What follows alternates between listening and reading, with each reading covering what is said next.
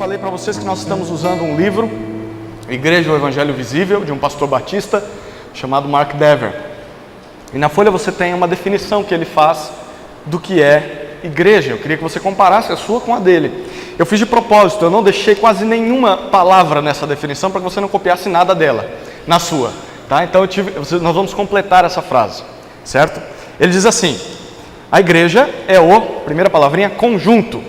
Conjunto de, segunda palavra, pessoas. Segundo, chamadas pela graça de Deus, por intermédio da fé em Cristo.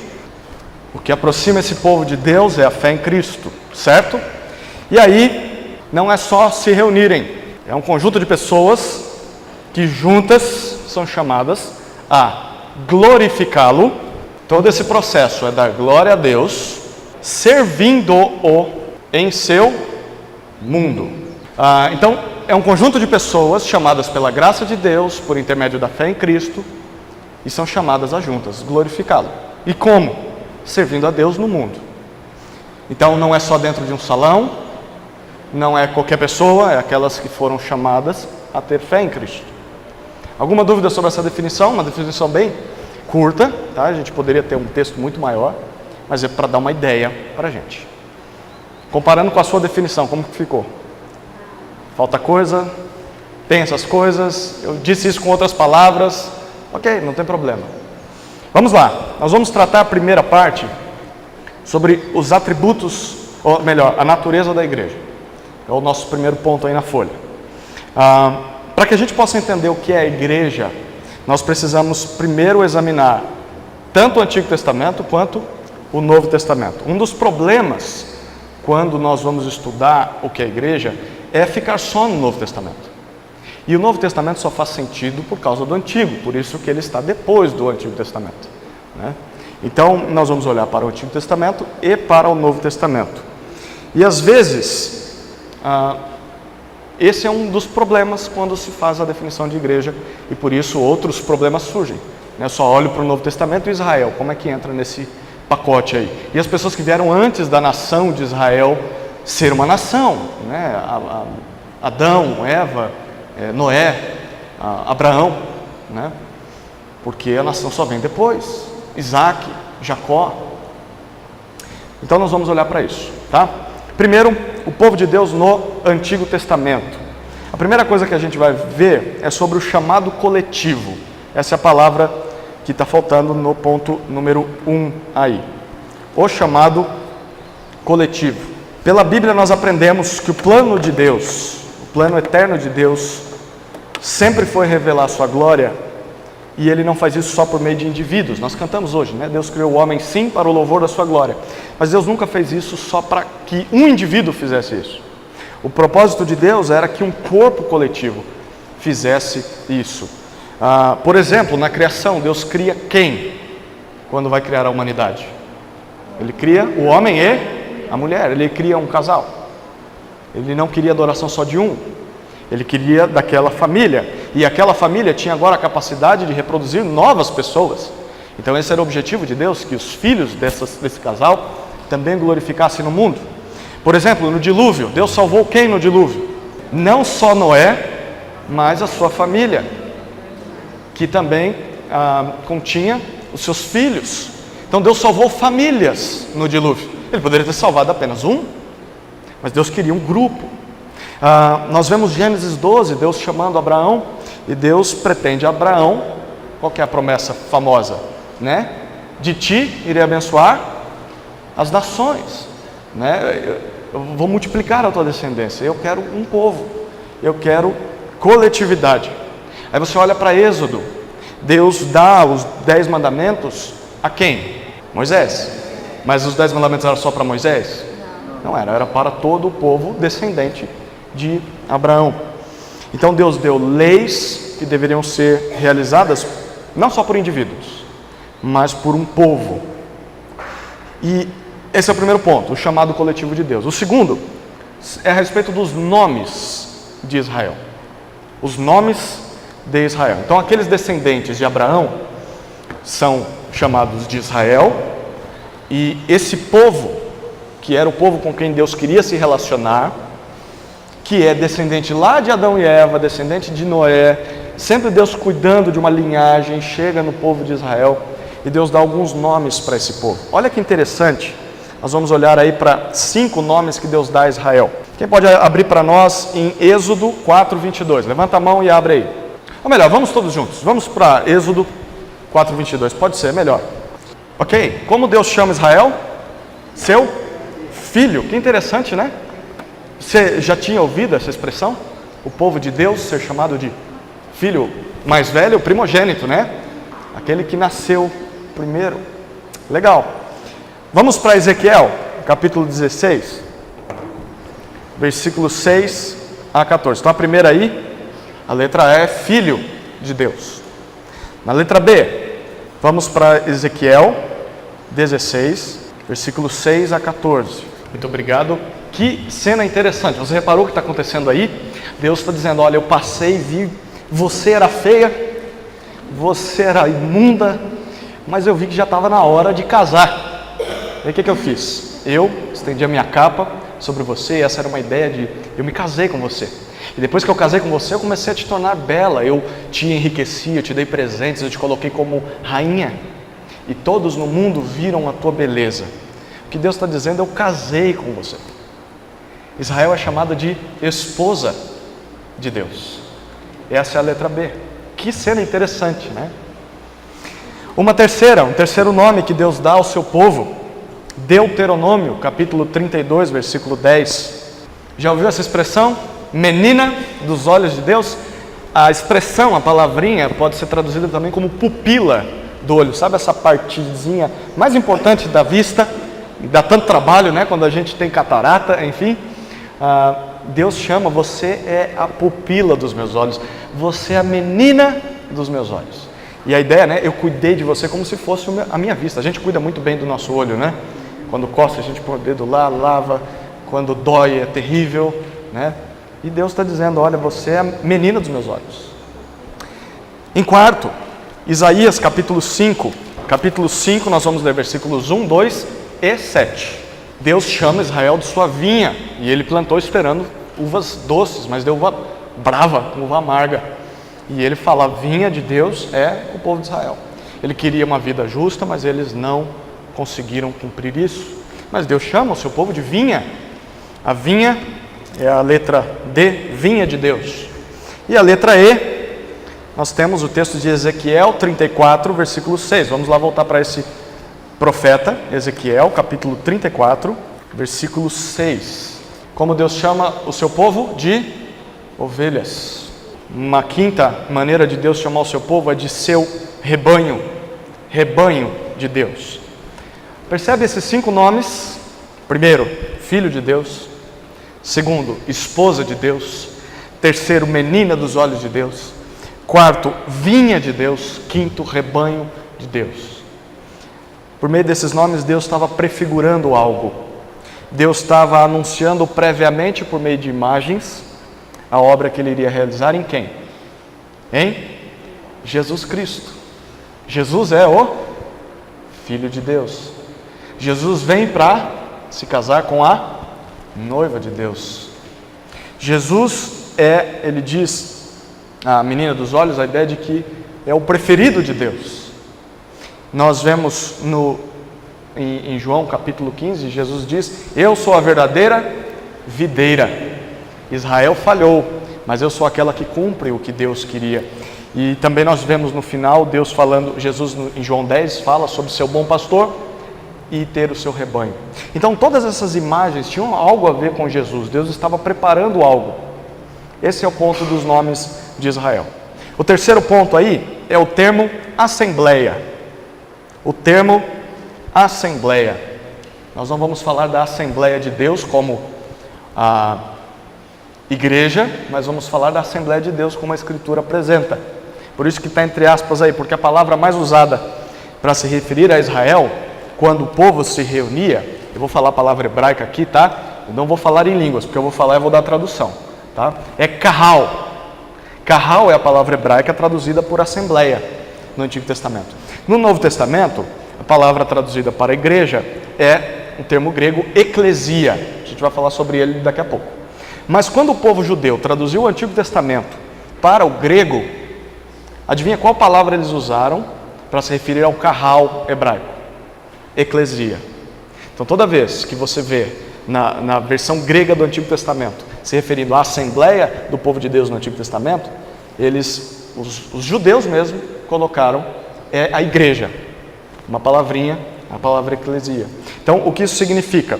Que a igreja literalmente é a Assembleia de Deus, a reunião do povo de Deus. É isso que essa palavra significa. Então ela é constituída de pessoas que estão começando a experimentar e conhecer a reversão dos efeitos do pecado. Então a igreja é aquele grupo de pessoas que já está se adiantando para a eternidade. Deus já está trabalhando neles, mostrando a reversão dos efeitos do pecado. Então, por isso, tanto os membros de Israel quanto os membros da igreja, eles recebem um vislumbre da glória de Deus que aguarda o povo de Deus. O Mark Dever diz assim: na Assembleia de Deus, a igreja, os céus aparecem na terra. No povo reunido de Deus, muitos aspectos do céu são vistos aqui na terra. E aí nós temos um terceiro ponto, que eu tenho 4 minutos para terminar a minha primeira parte. Talvez não vamos terminar. Mas as diferenças entre os dois é o nosso quarto ponto. As diferenças entre Israel e igreja.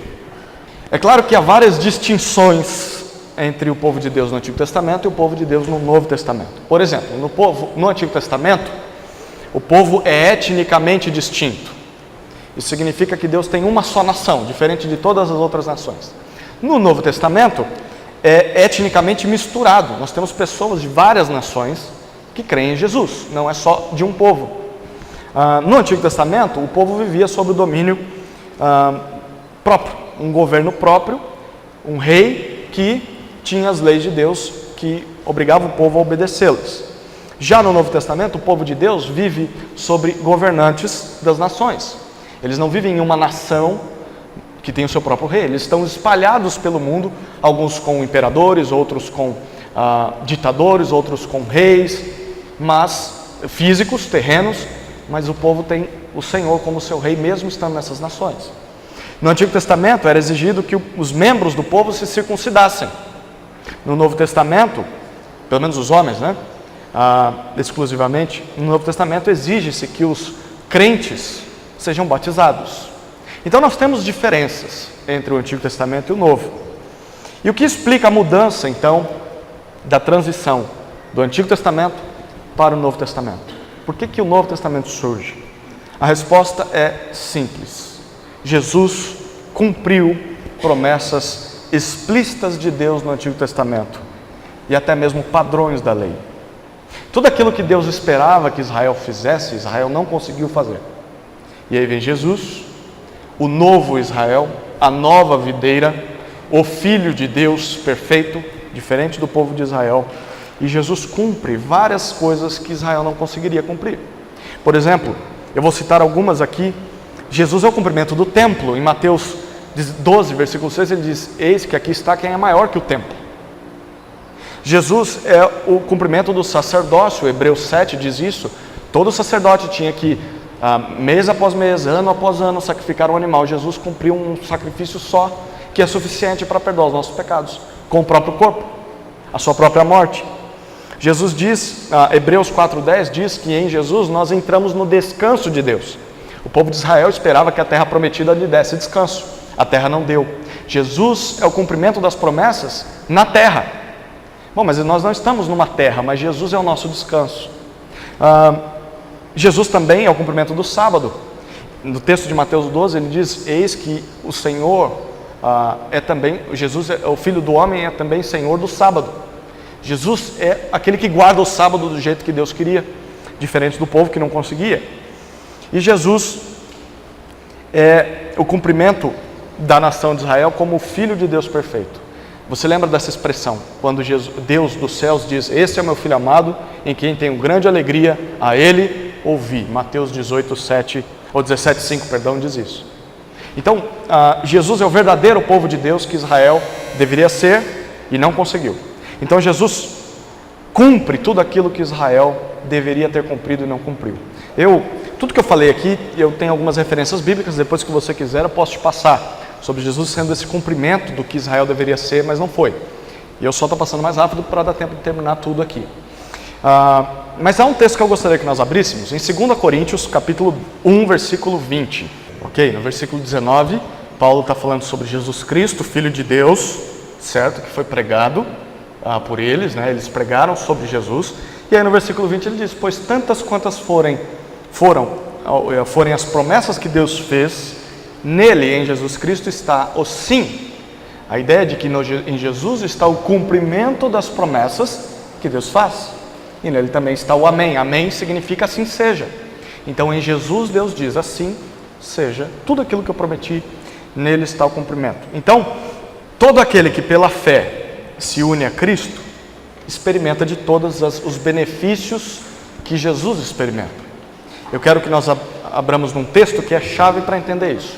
Gálatas capítulo 3. A carta de Paulo aos Gálatas é uma carta bem forte, porque os Gálatas estavam sendo seduzidos por uma doutrina herege.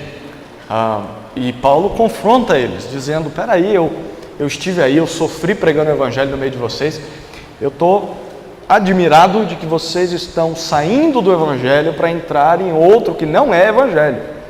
Vocês então estão entrando em caminhos de heresia. E por isso Paulo é bem forte nessa carta. E no capítulo 3, Paulo começa falando isso. Quem foi que seduziu vocês?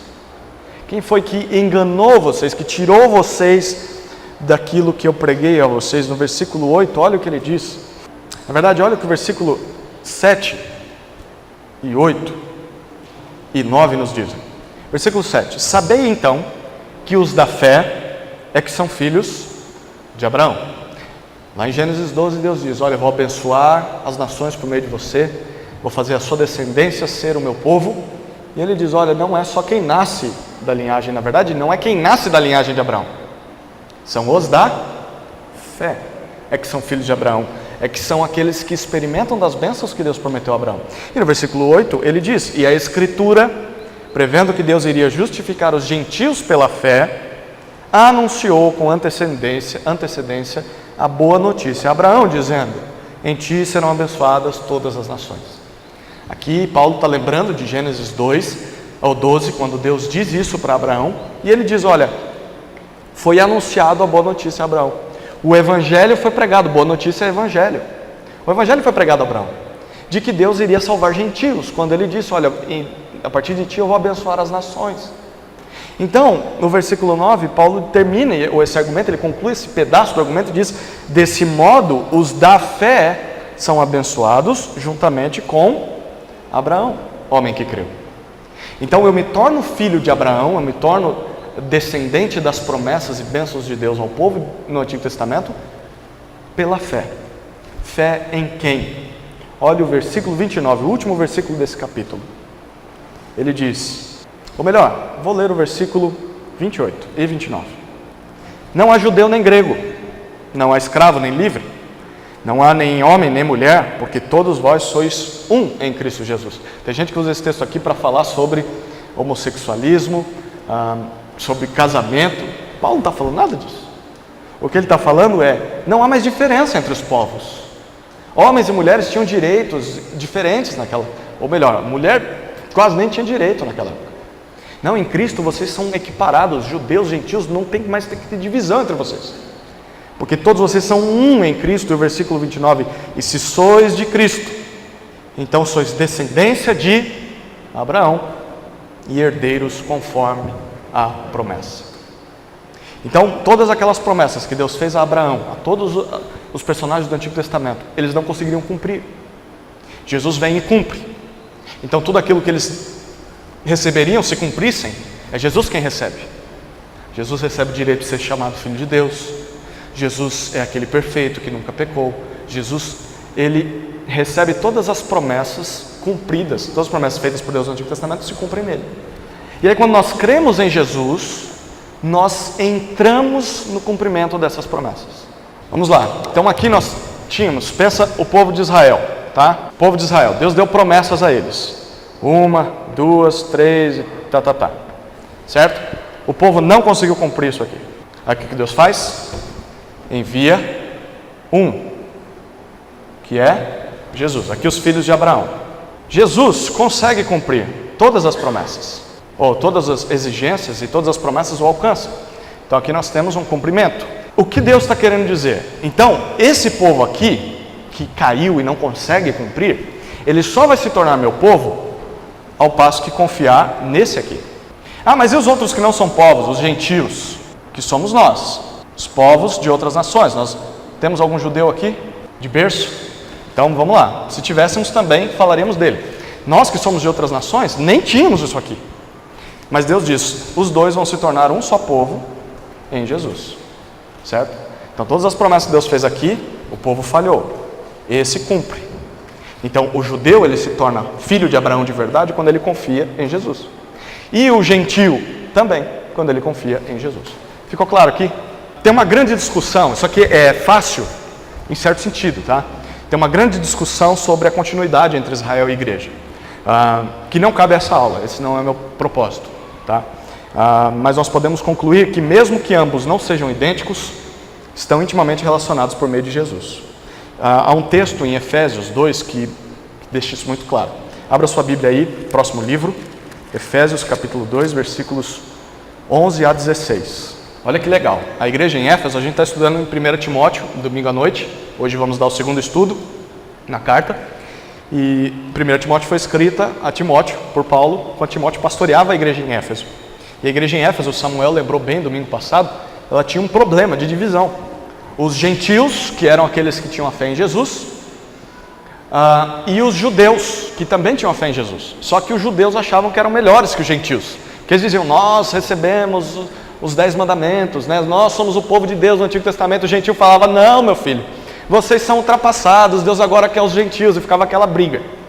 E aí Paulo escreve a carta aos Efésios para tentar apaziguar isso. E olha como ele apazigua. Capítulo 2, versículos 11 a 14. Ele diz assim, portanto lembrai-vos de que no passado vós, gentios por natureza, ele está falando aos Efésios, aos gentios. Vós, gentios por natureza, chamados em circuncisão por aqueles que se chamam circuncisão, feita pela mão de homens, estáveis naquele tempo sem Cristo. E quando vocês não tinham Cristo, os gentios, olha o que vocês eram. Ele diz, separados da comunidade de Israel, estranhos às alianças da promessa, sem esperança e sem Deus no mundo. Essa é a realidade de vocês, gentios. Vocês estão se orgulhando aí? Vocês não eram nada. Mas aí, olha o que ele diz no versículo 13. Mas agora, em Cristo Jesus, vós que antes estáveis longe, viestes para perto, pelo sangue de Jesus, o sangue de Cristo. Pois aí, olha o que ele diz no versículo 14. Pois Ele é a nossa paz. Não só paz com Deus, mas a paz entre os povos, gentios e judeus. Porque olha o que ele diz no final do versículo 14. De ambos os povos, quais povos? Judeus e gentios. Dos dois, ele fez um só. E derrubando a parede de separação em seu corpo, desfez a inimizade. O que ele está dizendo, Deus fez vocês um só povo. Olha o versículo 16. E pela cruz reconciliar ambos com Deus em um só corpo, tendo por ela destruído a inimizade. Ou seja, ele está dizendo, Deus enviou Jesus para unir vocês. E unir pela fé nele.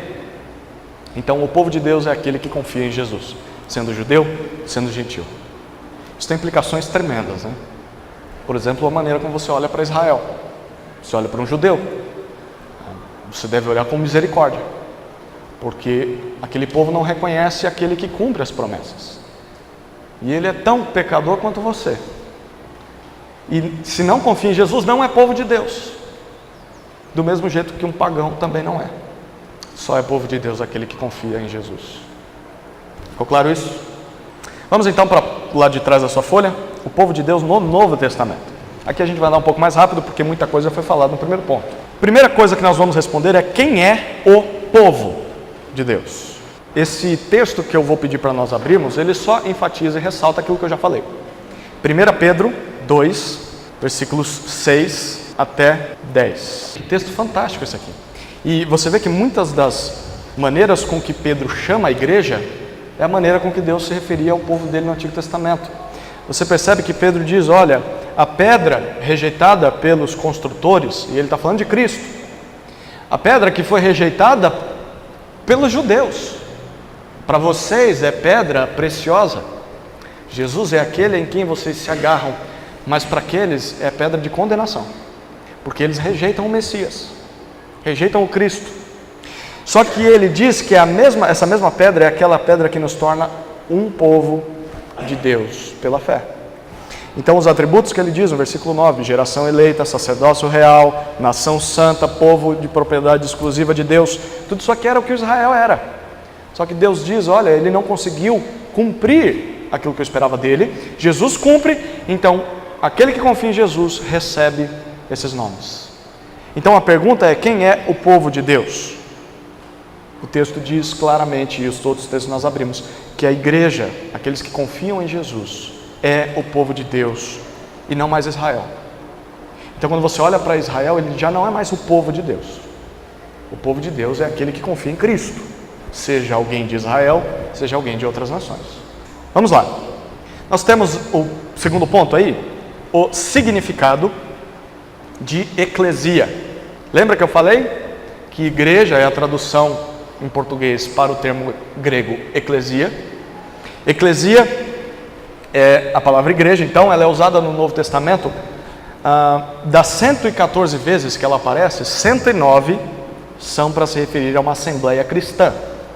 As outras 5 vezes que são exceção, é para se referir a assembleias convocadas para tratar de assuntos específicos, como questões políticas, por exemplo. Então, só 5 vezes é para tratar de questões assim, por exemplo, uma reunião da sociedade de moradores lá de Jerusalém.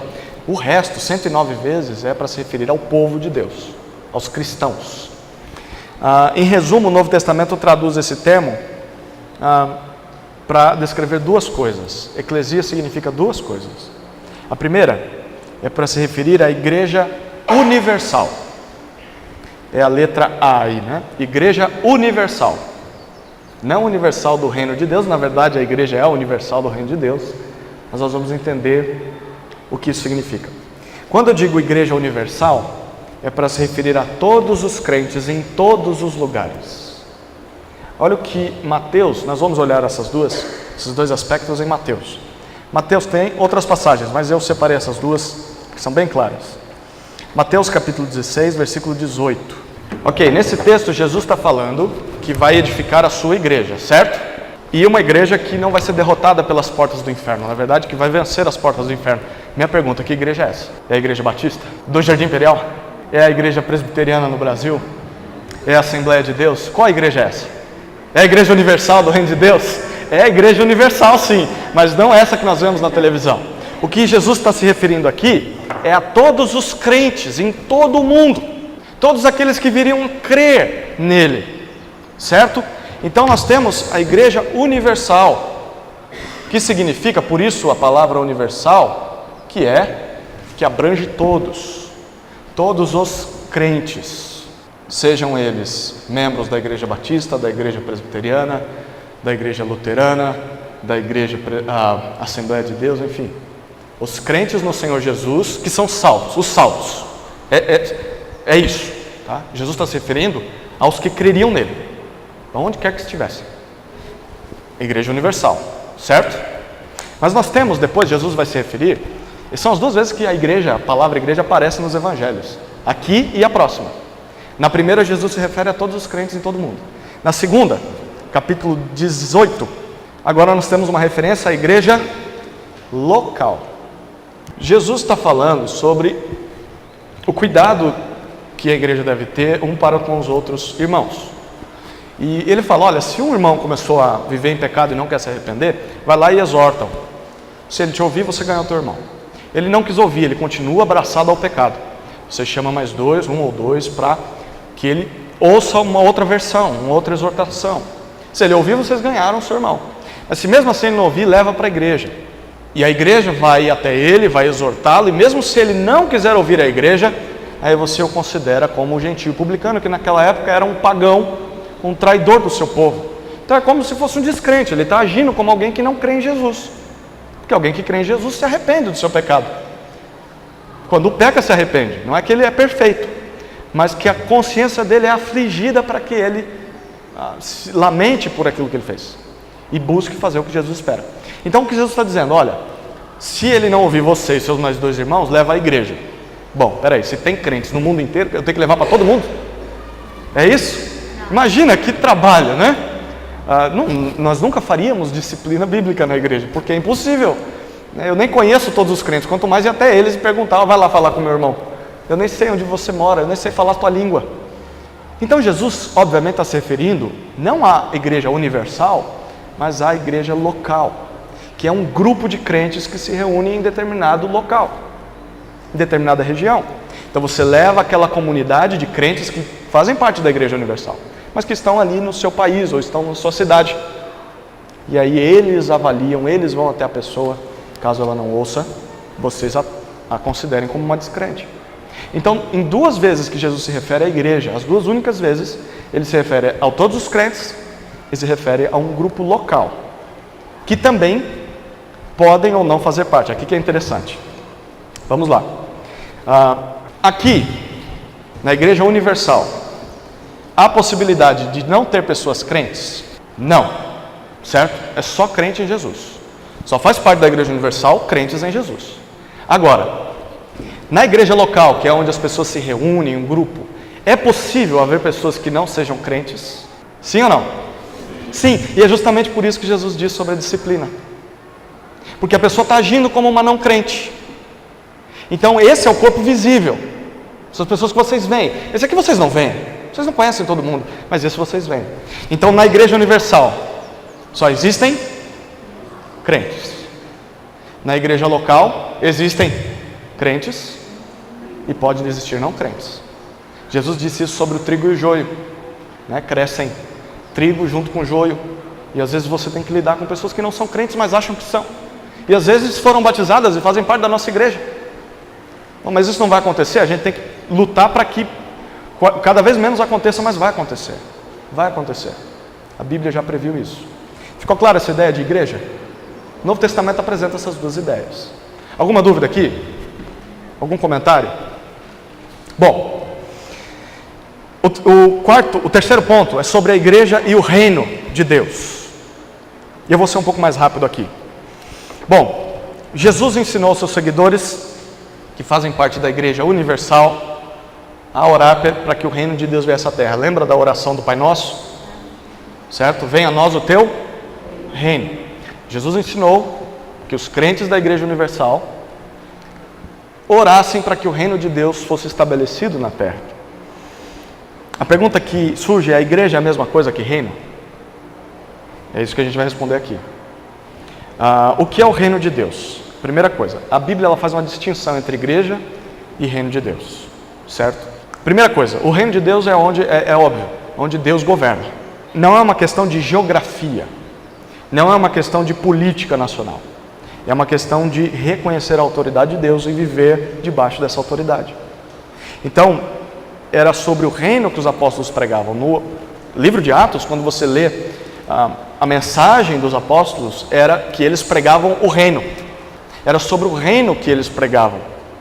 E para se entrar no reino, era necessário se arrepender e crer no Evangelho. Marcos 1,15 retrata a pregação de Jesus. Jesus diz: o reino de Deus está próximo. Arrependei-vos e crede no Evangelho. Para se entrar no reino, você precisa se arrepender e crer no Evangelho, certo? Então, você entra no reino de maneira individual, pessoal. Você se arrepende, você crê, você faz parte do reino de Deus. Um reino que já acontece nessa terra, em certo sentido, porque ele reina no teu coração, mas que um dia acontecerá na eternidade de maneira plena. Então, o crente em Jesus, ele faz parte do reino de Deus. Mas e a igreja? Onde a igreja entra nesse negócio aí? A igreja é uma comunidade, é uma sociedade composta de homens e mulheres governados por Deus. Então, no final das contas, eu estou falando a mesma coisa aqui. A igreja, o reino, são aqueles que são crentes. A igreja é a comunidade de cidadãos do reino. Então, a igreja é a comunhão dessas pessoas que aceitaram o Evangelho e entraram no reino de Deus.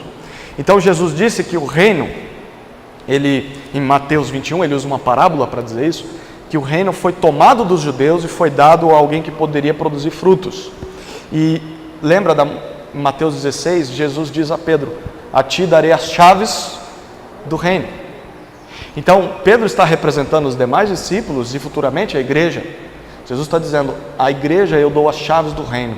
A igreja tem o poder de deter aquilo que entra ou sai do reino de Deus. Então, o reino são todos os que confessam e creem em Jesus. A igreja é a porta de entrada para o reino. Então, a igreja é um portão que faz as pessoas entrarem ou saírem do reino. A ideia de sair é mostrar que a pessoa nunca entrou no reino, e a disciplina é isso. Fala: meu filho, você não crê em Jesus pelo jeito que você está vivendo. Então, a igreja, Cristo deu as chaves do reino. Então, haverá um momento em que a igreja não será mais necessária. A reunião de crentes não será mais necessária. Por quê? Porque todos já estarão no reino definitivo de Deus lá no céu. Amém? Ficou clara essa ideia? Tá? Então, nós estamos no reino? Sim ou não? Se você é crente em Jesus, sim. Não no reino pleno, mas já está no reinado. Certo? E você também está na igreja. Um dia você já passou pela porta. A igreja é que abre essa porta. Um dia não precisaremos mais da igreja. Já não seremos mais essa ideia de igreja, porque já seremos um só lá no reino. Ok? Então a igreja é o caminho para se chegar ao reino. É o que anuncia o caminho, anuncia o evangelho. A minha mensagem de hoje à noite fala justamente sobre isso. Sobre o que essa igreja deveria pregar para o resto da sua vida. É justamente o que abre as portas para o reino, que é o evangelho. O dia que a gente parar de pregar o evangelho, a gente não tem mais motivo de existência. Porque a igreja só serve para anunciar o evangelho a esse mundo. Vamos lá. Os atributos da igreja. Ok, vamos abrir esse texto de Efésios. Eu vou falar rapidamente, vou só citar algumas coisas nesse tempo aqui. A igreja reflete quem Deus é, reflete o caráter de Deus. E ao longo da história, os crentes articularam uma definição para resumir o ensino bíblico sobre a igreja. E eles chegaram à seguinte conclusão, essa frase que está na sua folha aí. Nós temos aqui uma sentença do credo niceno-constantinopolitano.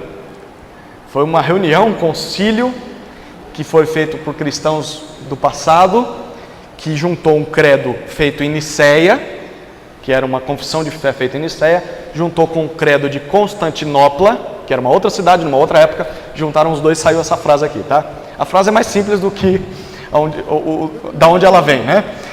Mas os crentes do passado disseram assim: cremos, vamos ler juntos? Cremos, está na folhinha aí, ó. Cremos na igreja única, santa, universal e apostólica. Vamos tentar entender o que isso aqui significa, tá? Primeiro, a igreja é única. Efésios 4, a gente cantou hoje sobre isso, né? Um só rebanho, um só pastor, uma só fé e um só Salvador, certo? Esse cântico que nós cantamos, ele vem de textos como esse de Efésios capítulo 4. Olha o que Efésios 4, de 4 a 6 nos dizem. Ok, os cristãos sempre foram caracterizados por unidade. Isso é visto no livro de Atos. Jesus disse que o mundo perceberia que o Pai o enviou pelo fato deles viverem unidos em amor. E por essa razão, divisões e conflitos são tão sérios na igreja. Porque esse texto diz que a igreja de Cristo é uma só, apesar dela ser espalhada no mundo, e em certo sentido está dividida em pequenos grupos, mas é uma unidade invisível, porém é uma unidade espiritual. Ao invés de ser física, perceptível, ela é uma unidade espiritual. Ela consiste na comunhão, e comunhão significa partilhar. É claro que eu não vou tentar fazer isso, mas vamos supor que eu e o Alan fôssemos sentar em uma só cadeira, tá? Vamos imaginar que desse para fazer isso, né, Alan, com o nosso tamanho. Mas quando nós sentamos na mesma cadeira, nós estamos compartilhando da mesma cadeira, nós estamos tendo comunhão desse mesmo objeto. Deu para entender? Então, quando a Bíblia diz que nós temos comunhão, não é que nós nos reunimos para comer uma torta de frango, que é isso que a gente às vezes pensa como comunhão, né? Não, está dizendo, vocês têm algo em comum, e o algo em comum que vocês têm é Cristo. Todos confiam na mesma coisa. Então, a igreja é única nesse sentido. É uma unidade invisível que se torna visível quando os crentes, por exemplo, compartilham do mesmo batismo. Eles compartilham, participam da mesma ceia. E eles desejam participar da mesma cidade celestial. Todos têm um só objetivo. E essa unidade só é experimentada quando os crentes se unem de verdade em torno da verdade de Deus, que é o que o texto diz. Essas definições, nós todos precisamos crer nessas mesmas coisas de Efésios 4. Se cremos, nós somos um. Então a igreja é única. Onde houver uma igreja verdadeira, ela vai ter de crer na mesma coisa a respeito do Evangelho de Jesus Cristo, de Deus, do pecado, do inferno, da morte, do juízo final, do céu. As outras coisas são periféricas, mas as coisas essenciais da fé, só há uma igreja ali quando ela crê nas coisas essenciais da fé. Ficou claro? A igreja é única. Mas tem várias igrejas nesse mundo, a gente vai chegar nela. Tá? Segundo, a igreja é santa. Um só texto eu acho que resolve para a gente essa questão. Eu tenho 5 minutos. 1 Coríntios 1, 2. Olha que legal, nesse versículo 2, Paulo ele descreve para nós essas duas ideias da igreja. Né? Ele está se referindo a uma igreja, a igreja em Corinto, mas ao mesmo tempo diz, olha, nós também temos todos, em todo lugar, invocam o nome do Senhor Jesus, pela mesma fé nele. Então ele está se referindo a uma igreja, mas ele diz, mas não é só vocês desse mundo não, tem outras igrejas, mas eu estou me referindo a vocês. E olha como ele fala sobre eles. Ele fala primeiro aos santificados em Cristo Jesus. A ideia de santificados é declarados santos. Você sabe que a igreja de Corinto tinha muitos problemas, a ponto de um camarada estar dormindo com a mulher do seu pai. Divisões na igreja, brigas na igreja, ricos saindo bêbados de dentro da igreja depois de uma ceia, e pobres passando fome na igreja. Era a igreja de Corinto. Todo mundo falava em línguas, era espiritual, mas na prática é o terror a igreja de Corinto. Mas Paulo diz, vocês são santificados. Mas ao mesmo tempo ele continua, chamados para serem santos. Aqui ele descreve duas condições da igreja. A igreja é santa, e como ela é santa? A primeira, como Deus a declara. Quando Deus diz, olha, por causa da obra de Cristo vocês são santos. Gideão citou isso na reunião de terça-feira com os homens, né? Quando Deus olha para nós, Ele não vê pecadores, Ele vê Jesus. Nós nos vestimos de Cristo. Nós, em posição, somos santos para Deus. Nossa, que forte isso, né? Mas ao mesmo tempo Ele diz, uma vez que você já é considerado santo por mim, então eu te chamo para ser santo na prática. E aí o segundo aspecto da santidade da igreja é o que Deus espera que ela faça. Hebreus 12, 14, você lembra desse texto? Prosseguir para a santificação, sem a qual ninguém verá o Senhor. Então a igreja ela é santa em posição, mas ela também deve buscar a santidade na prática. A igreja é santa.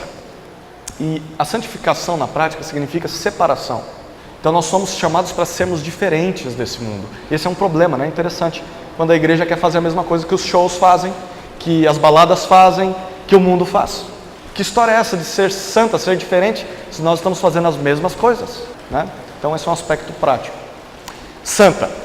Terceiro, a igreja é universal. A palavra número 3 aí com U. Nós já falamos disso, já ficou claro sobre a igreja ser universal, né? Não é universal do reino de Deus como instituição, mas é porque Deus reúne para si povos de todas as nações. Esses textos de Apocalipse citam isso. Deixa eu falar uma coisa sobre essa ideia de universal. No passado, a palavra usada para se referir a esse aspecto era católica, igreja católica. Católica nada mais significa do que algo abrangente, algo de todo o mundo, algo universal. Se você procurar no dicionário, você vai, além das definições da Igreja Católica Romana, você vai ter essa, que era a definição original de católica. Igreja Católica significa Igreja Universal. O que aconteceu é que com o advento de algumas práticas, de alguns livros e de alguns ensinos extra-bíblicos, a então chamada Igreja Católica, para quem gosta de história da Igreja, passou a ser chamada de Igreja Católica Romana, que é o que a gente tem hoje da Igreja Católica Romana. O problema é que eles continuam usando um nome que não é deles, um nome que é nosso, dos que creem em Jesus e não aceitam heresias e ensinos extra-bíblicos, por exemplo, como a divindade de Maria, como o purgatório, como a adoração a santos. Tudo isso não está na Escritura, são coisas que vieram de fora. Então eles se desviaram daquilo que não deveriam ter se desviado. E aí entram os protestantes. Eles dizem, não, vamos voltar ao que a Escritura diz. Então, os protestantes mantêm a linha da igreja na história, e é eles que de fato deveriam ser chamados de católicos.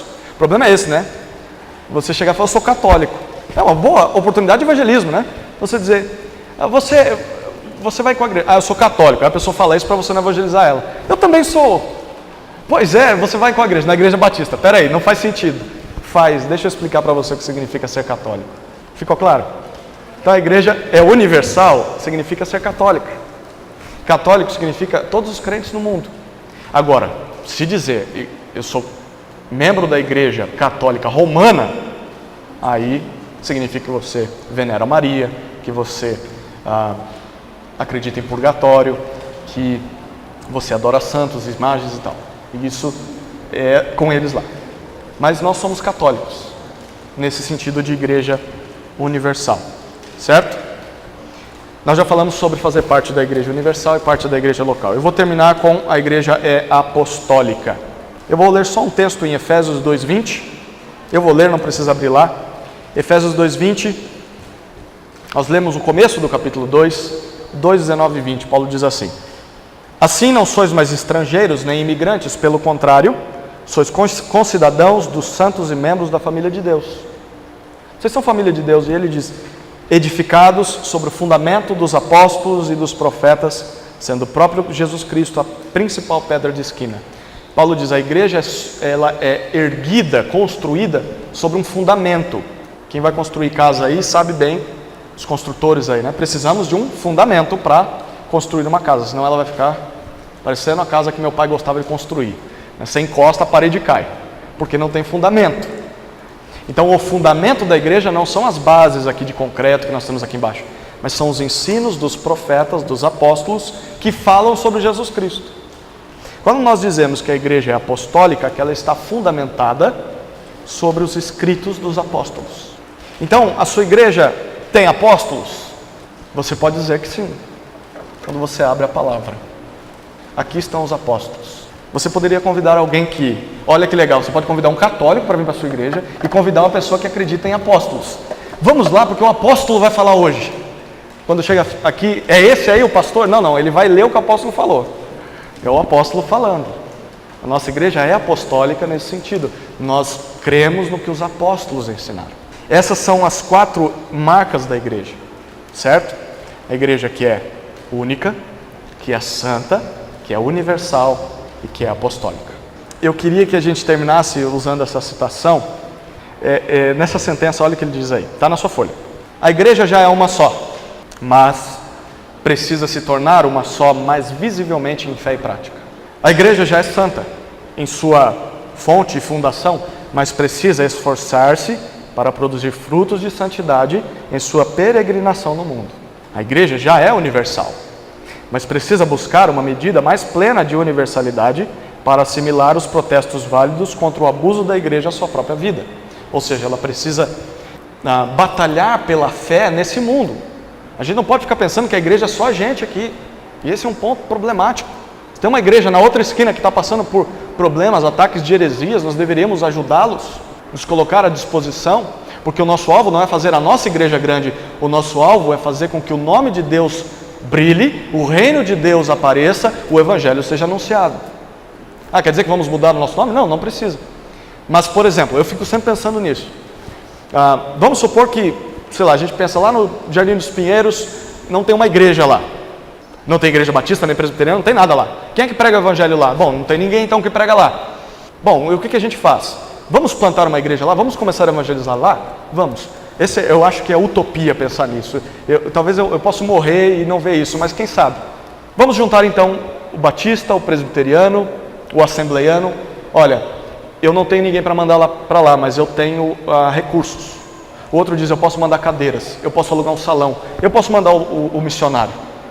Ok, mas e quando o trabalho começar, vai ser com qual nome? Tanto faz. Desde que o evangelho seja anunciado lá, põe o nome que quiser lá. Porque o nosso alvo não é expandir o reino batista. Sim, nós queremos que os crentes entendam que o caminho batista talvez é o que mais se encaixa, mas se ele crê em Jesus e nos assuntos mais importantes eles confiam de fato e concordam, pode pôr o nome que quiser lá. Porque o nosso alvo é expandir o reino e não o nosso nome. Esse é um dos problemas em Gênesis. Se você ler Gênesis capítulo 10, fala sobre Nimrod, que queria fazer o seu nome grande. E a Torre de Babel foi construída para isso. Os homens que queriam brilhar no mundo, serem lembrados, esse é um dos problemas nossos. Nós queremos fazer o nosso nome grande. Que a Igreja Batista no Jardim Imperial seja lembrada pela história, que o nome do nosso pastor, que os membros fundadores, a gente não tem que querer fazer isso. O nome de Jesus tem que aparecer. Bom, a gente tem que se esforçar para que essa universalidade apareça, se preocupando com outras igrejas também. E terminando, a igreja já é apostólica, mas precisa se tornar mais conscientemente apostólica, para deixar que o Evangelho reforme e às vezes até mude seus ritos e interpretações costumeiros. Ser apostólico significa sempre estar reformando a nossa igreja. Por que a gente faz o que faz? Será que o que a gente faz é o que os apóstolos disseram ou a gente inventou coisas? Por isso que a gente está tendo essa matéria, né? Para ver como a igreja deveria ser segundo as Escrituras. Amém?